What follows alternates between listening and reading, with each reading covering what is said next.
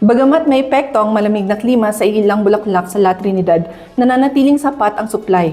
Presyo ng ilang bulaklak nananatili ring stable maliban sa rosas. Report mula kay Clint East Van Tutanes. Nananatiling matatag ang mga flower farmers sa Bahong La Trinidad Benguet sa kabila ng pabago-bagong panahon.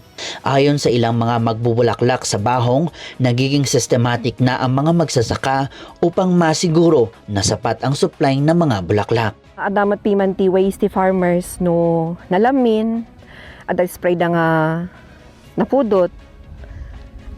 Kwa pimanti farmers tayo tadta, very what do you call that? Systematic da piman tadta ti farmers. No napudot ada ti way da nga ada ti ma-spray tapno kwa no nalamin mat ada mat ma-spray tapno ma-remedyo.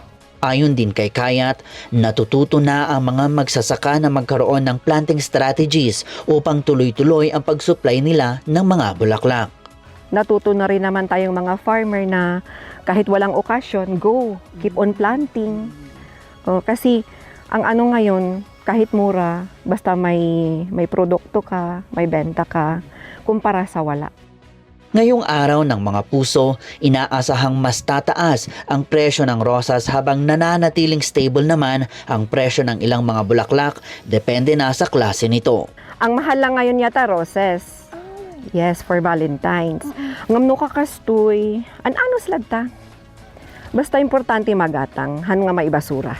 Ang Bahong ang tinaguriang Rose Capital of the Philippines. Kilala ito bilang supplier ng mga bulaklak noon pang dekada 90. Mula rito sa La Trinidad Benguet, Clint East Van Tutanes para sa PIA News Cordillera.